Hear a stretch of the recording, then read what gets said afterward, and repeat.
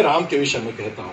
मेरे राम है वो अवतारी राम नहीं है, मेरे राम प्रक्रिया के राम है। कहते हैं सब ग्रंथ, वो चाहे गीता या रामायण, धीरे धीरे शुभ कर्मों से नर बनता नारायण। तो जब आप प्रक्रिया देखते हैं तो वो प्रक्रिया मेरे काम के हैं। जो करुणा निधान राम है वो मेरे काम के नहीं है, जो कौशल्यानंदन राम है वो मेरे काम के नहीं है, मेरे आराधना के लिए है, मेरी साधना के लिए है। मैं उस कक्षा को पार कर चुका हूं। कब तक मैं उसी कक्षा में बैठे रहूंगा? उस सिलेबस को मैं पढ़ चुका हूं, उस राम से मेरा परिचय हो गया है। अब उस परिचय के आधार पर मुझको अपना राम गढ़ना है। जब अपना राम आप खुद गढ़ते हैं तो आप अपना स्वरूप देते हैं उनको, अपना स्वभाव देते हैं उनको, अपना आचरण देते हैं उनको। और जब आप देते हैं ना तो अब स्वाभाविक रूप से राममय होना शुरू हो जाते हैं। मेरा बहुत बढ़िया गीत है, ऐसा जीना भी कोई जीना हुआ जिसको जीने के खातिर जिए जा रहे, और ऐसा पीना भी कोई पीना हुआ जिसको पीने के खातिर पिए जा रहे। यूं तो जग में है 84 लाख योनियां, नाम कितनों के हमको नहीं ज्ञात है। एक भी व्यक्ति नहीं होगा जो बता देगा 84 लाख योनियां कहां पर है। यूं तो जग में है 84 लाख योनियां, नाम कितनों के हमको नहीं ज्ञात है, और जिसमें दुर्लभ ये मानव का तन है मिला, क्या पता हम में कितनों को ये याद है? किसी को याद भी नहीं है। और हम तो ऐसे पथिक जो मरुभूमि के है, ये मंजरी में पानी लिए जा रहे। ऐसा जीवन भी कोई जीना हुआ जिसको जीने के खातिर जिए जा रहे। बहुत लंबी कविता है, 2 बंद जो रामायण से जुड़े हुए हैं। अब करें क्या भला जब हो सीता समन, पास रघुवर तो चाहे सोने की हिरण। अब करें क्या भला, मन की स्थिति क्या है हमारी? अब करें क्या भला जब हो सीता समन, और पास रघुवर तो चाहे सोने की हिरण। और जब नियति ने जब स्वर्ण लंका दिया, छटपटाने लगी पाने रघुवर चरण। राम को पाने की इच्छा लिए रोज अग्नि परीक्षा दिए जा रहे। ऐसा जीना भी कोई जीना हुआ जिसको जीने के खातिर जा रहे। हमको भाते भरत और प्रिय है लखन, पर सगे भाई से बात पटती नहीं। भरत बहुत प्रिय है मुझको, लखन बहुत प्रिय है मुझको भाते भरत और प्रिय है लखन, पर सगे भाई से पटती नहीं। और रीति नीति अवध की सुहाती बहुत, स्वर्ण लंका से नजरें हैं हटती नहीं। और मन में इच्छाएं रावण की लेकर के हम राम बनने की कोशिश किए जा रहे। और ऐसा जीना भी कोई जीना हुआ जिसको जीने के खातिर जिए जा रहे। किसी दिन बैठ करके अकेले में संवाद कीजिए, एक रूम में बैठ जाइए जा करके, और अपनी इच्छाएं लिखिए, सारी इच्छाएं। क्योंकि इच्छाएं जब लिखोगे तो हो सकता है बहुत सारी अनैतिक इच्छाएं आप दूसरों से बता नहीं पाओगे। जब ऐसे मंच मिलेगा, एकांत में तो लिख सकते हैं ना। और जब देखिएगा सारी इच्छाएं रावण की है आपकी। जो रावण चाहता था वही आप चाहते हो, लेकिन बनना राम चाहते हो। कैसे बनेंगे आप? मेरे राम के मैं पहले गुण बताया उदारता, दूसरा गुण बताता हूं। 16 गुण के लिए मुझे तो बहुत टाइम लगेगा। दूसरा गुण फिर बताता हूं, सत्य। क्योंकि राम को सत्य का विग्रह कहते हैं, धर्म का विग्रह और सत्य। विभीषण ने यही कहा ना, राम सत्य संकल्प जी, के रावण से कहते हैं कि राम सत्य हैं। मेरे राम के सत्य कहां है? अब आप विचार कीजिएगा। राम के सत्य देखिए, राम है, प्रतिज्ञा लेते हैं, सत्य प्रतिज्ञा राम है बोलते हैं। राम प्रतिज्ञा लेते हैं कि सुन सुग्रीव मारी हो बाली एक ही बाण, और ब्रह्मरुद्र शरणागत गए ना उबरी है प्राण। ये राम प्रतिज्ञा लेते हैं। सुग्रीव उनको मौका देते हैं कि प्रभु आप इस प्रतिज्ञा पर संशोधन कर सकते हैं। राम बोलते हैं क्यों? कि बाली को मारना इतना सहज नहीं है। सुग्रीव उनके सामने प्रस्ताव रखते हैं कि भाई इन चीजों को आप यदि साबित कर देंगे तब को मार सकते हैं। राम जी पूर्ण करते हैं। इन सब प्रतिक्रियाओं के बाद भी जब वाली का वध करते हैं, जब उन पर वाण चलाते हैं, तो राम अपनी प्रतिज्ञा से अडिग हो जाते हैं और वाली के सामने जाकर के कहते हैं, अचल करो तनु राखो प्राण। कहां है भाई सत्य? राम तो सत्य नहीं है। अभी 10 मिनट पहले उन्होंने प्रतिज्ञा ली, और प्रतिज्ञा सिर्फ मारने की नहीं ली, उन्होंने कहा कि वो ब्रह्मा विष्णु और महेश के शरण में भी जाएगा तो उसके प्राण की रक्षा कोई नहीं कर सकता। लेकिन बाली जैसे ही कराहना शुरू करता है, राम है करुणा के रूप में चले जाते हैं, बोले अचल करो तनु राखो प्राण। वो तो बाली है, वो राम की सत्य की रक्षा कर लिए। बाली कहा सुन कृपा निधाना। मेरे राम सत्य पर अडिग नहीं है। दूसरा उदाहरण, समुद्र के पास जाते हैं, विनय न मानत जल जिजड़, गए 3 दिन बीत, वहां पर संकल्प लेते हैं कि लक्ष्मण एक अग्नि का और इसको खाता। समुद्र आकर के हाथ जोड़ते हैं, प्रतिज्ञा देते हैं। क्या है सत्य? किस रघु सत्य करते हो आप? इससे अच्छे तो विश्व पितामह है, अपनी प्रतिज्ञा में इतने अडिग रहे कि अपने पूरे कुल का। इससे अच्छे तो द्रौपदी है, अपनी प्रतिज्ञा में कम से कम अडिग तो थी, जरासंध के वध तक अपने केश नहीं बांधे। कहां है राम की प्रतिज्ञा? किस राम को जानते हैं आप? चलो, बाली से उनकी कोई दुश्मनी नहीं थी, सुग्रीव के नाते वो चले गए थे वहां पर। समुद्र से उनकी कोई दुश्मनी नहीं थी। अरे राम तो वो है कि उन पर व्यक्तिगत आक्रमण करते हैं। सीता चरण चोच हत भागा, अमूढ़ मंदमति कारण कागा, सच चाहत रघुपति बल देखा। तो उन पर व्यक्तिगत आक्रमण है। किन पर? राम पर हो तो छोड़ दो, आप दयालु कृपालु हो भाई, आपकी पत्नी पर आक्रमण है और उसके लिए आप बाण छोड़ते हो। और जब वो संपूर्ण सृष्टि में घूम करके जयंत आपके शरणागत होता है तो तुलसीदास लिखते हैं, किन्न मोह बस द्रोह यद्यपि तहि कर बध उचित, और प्रभु छाड़े हो तज छोह को कृपाल रघुवीर सम। कहां है सत्य? कहां है सत्य? किस घटना के हिसाब से बोलते हैं कि राम सत्य प्रतिज्ञ है? मैं बताता हूं। पहले तो हमको समझना पड़ेगा सत्य क्या है, असत्य क्या है। अभी कोई मुझको समय बताए, बताइए मुझको समय क्या टाइम हुआ है सेकंड के साथ? पूरा घड़ी मिनट सेकंड के साथ, 3:56 और सेकंड बदल गया। तो आप जो बोले मुझको, उस सत्य की उम्र बेटा 1 सेकंड थी। जैसे ही आपने बोला वो सत्य खत्म। आज दिन कौन सा है? दिन कौन सा बोलिए? 24 घंटे है इस सत्य की उम्र। मैं यदि कल पूछूं और आप यही उत्तर दें तो आप उत्तर सही नहीं है। महीना कौन सा है? बोलेंगे अप्रैल। 30 दिन है इस सत्य का उम्र। वर्ष कौन है? 2023। अधिकतम 1 वर्ष है इस सत्य का उम्र। उसके बाद वो सत्य सत्य नहीं रहता, उसके बाद सत्य सत्य नहीं है। तो वस्तुतः हम अपने जीवन में जिसको सत्य का आचरण समझ के व्यवहार कर रहे हैं वह सत्य नहीं है, वह सत्य का लाश है।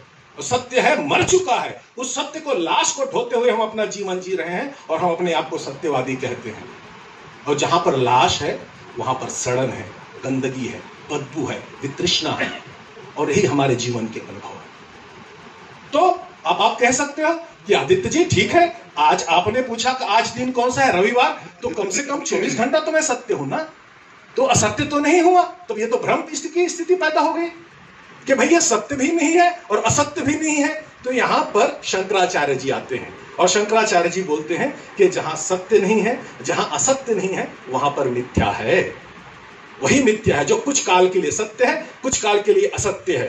तो सत्य क्या है? सत्य क्या है? जो त्रिकाल अबाधित है, जो व्यक्ति के परिप्रेक्ष्य में, समय के परिप्रेक्ष्य में, काल के परिप्रेक्ष्य में, ऋतुओं के परिप्रेक्ष्य में जो बदलता ना हो वह सत्य है, जो बदलता ना हो सकते हैं। लेकिन जो व्यक्ति के परिप्रेक्ष्य में बदल जाए वो असत्य है। अब ये बताइए कि मैं बोलूं कि हमारे बाल स्वामी जी हैं, मेरे दाएं साइड में खड़े हैं ना, दाएं साइड में खड़े ना, आप सब गलत बोल रहे हैं तो बाएं साइड में खड़े हुए हैं। मैं अपना एक दिशा बदलता हूं, सत्य बदल जाता है, और यही है मिथ्या है। और इसीलिए शंकराचार्य जी ने कहा कि ब्रह्म सत्य जगत मिथ्या। एक ईश्वर ही है जो परिस्थिति के अनुसार, काल के अनुसार, वस्तु के अनुसार, व्यक्ति के अनुसार बदलते नहीं है, बाकी सब बदलते हैं। तो हम सब अपना जीवन में जो संपूर्ण जीवन में आधार करते हैं, या तो असत्य के आधार पर करते हैं या फिर मिथ्या के आधार पर करते हैं। और हम आपस में झगड़ते हैं। मेरे दाएं तरफ बाल मुनि है, बाल स्वामी जी है, बाएं तरफ, और आप दोनों सत्य हैं, और हम अपने अपने सत्य में अडिग रहते हैं, और यही द्वंद्व का कारण है। राम को पता है कि सत्य कहां है, और सत्य की सीमा के बाद कहां सत्य की मृत्यु होती है, वह मिथ्या में बदल जाता है। राम का संकल्प था बाली के अत्याचार को, बाली के मन की कामनाओं को, बाली के मन के पाप को मारना था। जैसे ही बाली स्वीकार करते हैं, उस सत्य की उम्र पूरी हो जाती है, राम की प्रतिज्ञा पूरी हो जाती है, राम करुणा निधान बन जाते हैं। राम का व्यक्ति से वो कभी भी बुराई नहीं रही, शत्रुता नहीं रही। जब जयंत की बात होती है, जब समुद्र की बात होती है, तो उनकी जड़ता पर राम को आक्रमण करना था। और समुद्र बोलते हैं कि भाई मैं जड़ हूं, मैं इनर्शिया में हूं। न्यूटन का यही लॉ है, न्यूटन का जो पहला नियम है कि जो कोई भी वस्तु जहां पर है वो वही स्थिति पर रहेगा जब तक उस पर बल नहीं लगाएंगे। प्रभु मैं जड़ हूं, आपने बल लगाने की बात कही, मेरे अंदर चैतन्यता आ गई। राम को चैतन्य करना था लोगों को। राम किसी के शत्रु नहीं थे, राम बुराइयों के शत्रु थे। आप अपने जीवन का आचरण देखिए। मैं कह दिया, ये रावण का गुण है। हमारे राम है वह सत्य, जहां सत्य पूर्ण होता है, जहां मिथ्या की यात्रा शुरू होती है, राम का संकल्प पूर्ण हो जाता है। और राम अपनी बातों पर अडिग नहीं रहते, अपनी बातों पर अडिग नहीं रहते, वह फिर एक सामान्य व्यक्ति की तरह व्यवहार करते हैं। राम हर व्यक्ति को मौका देते हैं श्रेष्ठ बनने का। राम हर व्यक्ति को अवसर देते हैं कि एक श्रेष्ठ मानवीय गुणों का तुम प्रदर्शन कर लो, चाहे वह प्रेम से कहे।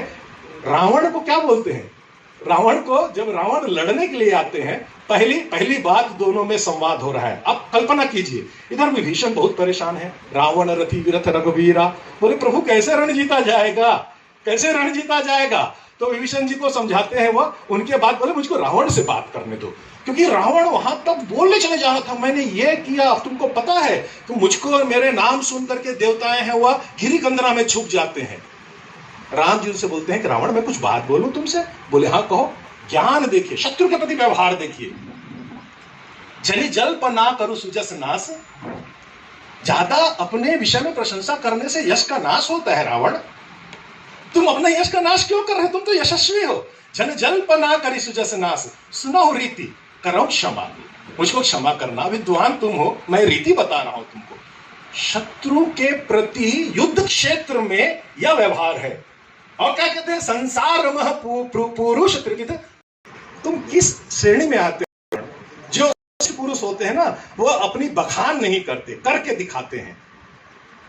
यह व्यवहार है उनका, ये व्यवहार है। जो व्यक्तिगत रूप से राम पर आक्रमण करते हैं, राम की सीता पर आक्रमण करते हैं, राम उनको पुनः एक अच्छा इंसान बनने का मौका देते हैं और उनको मृत्यु दंड के देने की जगह हर दृष्टि से मृत्यु दंड उनके लिए उचित था। उनको एक और अवसर देते हैं श्रेष्ठ इंसान बनने का। यदि आपके जीवन में यदि अवसर आए, यदि आपके जीवन में आपको लगे कि यह सत्य पूर्ण हो चुका है, मिथ्या में आचरण मत करते रहिए। इसीलिए सिर्फ कि मैंने कह दिया है, इसीलिए सिर्फ कि मैंने संकल्प लिया है, इसीलिए सिर्फ कि मैंने उन सब लोगों को कहा है। जैसे ही सत्य पूर्ण, आपका संकल्प पूर्ण, दूसरे यात्रा कीजिए। आपके जीवन में कोई व्यक्ति ऐसे आते हैं, चाहे वो व्यक्तिगत रूप से आप पर आक्रमण किए हैं, उनको श्रेष्ठ इंसान बनने का मौका दीजिए। और आप समझिए कि आप राम बनने की प्रक्रिया में एक कदम और आगे बढ़ रहे हैं। ये एक और बीज है। हमेशा सत्य पर व्यवहार कीजिए। असत्य और मिथ्या कोशिश के प्रयास से आएगा, ये प्रयास से आएगा। जहां पर सत्य है वहां पर एक घंटी बजती है कि अब सत्य पूर्ण हो चुका है। तो अपना जीवन है ऐसे जीजिए। तो जैसे मैंने कहा, उदारता रखिए। कोई व्यक्ति आप पर संशय करते हैं, राम ने कभी किसी भी संशय का अपने वीरता से जवाब नहीं दिया, मुस्कुरा करके जवाब दिए हैं। आप पर कोई प्रश्न करते हैं, आप पर कोई शंका करते हैं, तो आप समझ जाइए आपको राम बनने का अवसर मिल रहा है। आप पर कोई आक्रमण करते हैं तो आप उनको दंड दीजिए। ऐसा नहीं राम है उस आक्रमण को सहज स्वीकार करते हैं, बाली को भी दंड देते हैं, जयंत को भी दंड देते हैं, समुद्र के लिए भी दंड के लिए तैयार होते हैं। लेकिन जैसे उनका आचरण बदलता है, राम उनको एक श्रेष्ठ इंसान बनने का पुनः मौका देते हैं और समाज में प्रतिस्थापित करते हैं। शत्रु भी कैसा व्यवहार करे, बाली पर अभी उन्होंने बाण चलाया है। बाली है उनसे कहते हैं कि धर्म हेतु अवतरे गोसाई, मारहु मोहि व्याधि की नाई।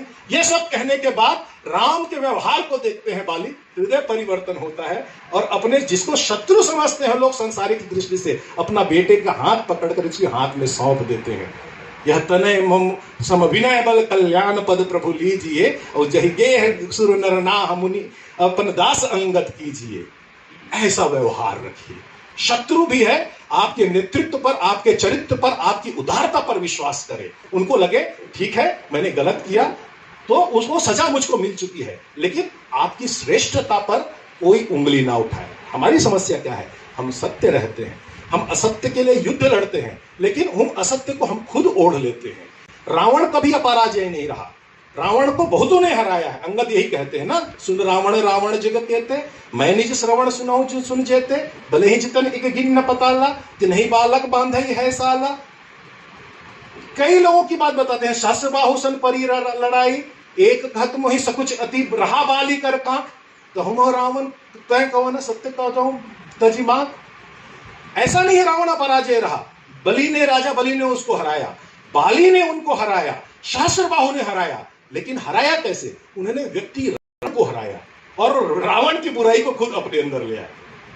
बड़ी समस्या क्या है? हम व्यक्ति के बुराई से लड़ते हैं और व्यक्ति को हरा करके उसकी बुराई को खुद आत्मसात कर लेते हैं और हमारी बुराई दिन ब दिन बढ़ते चली जाती है। राम की विशेषता थी, वह व्यक्ति से नहीं, व्यक्ति के बुराइयों से लड़ते थे, बुराइयों को खत्म करते थे और राम हमेशा राम बने। बढ़िया। तो आप देखिए, ऐसा तो नहीं कि मैं असत्य से लड़ते लड़ते असत्य के साथ में खड़ा हो जा रहा हूं। ये दूसरा है, आप अपने मन में हैं तो राम बनने की क्रिया पुनः शुरू हो जाएगी। मुझको मौका देने के लिए बहुत बहुत सुंदर।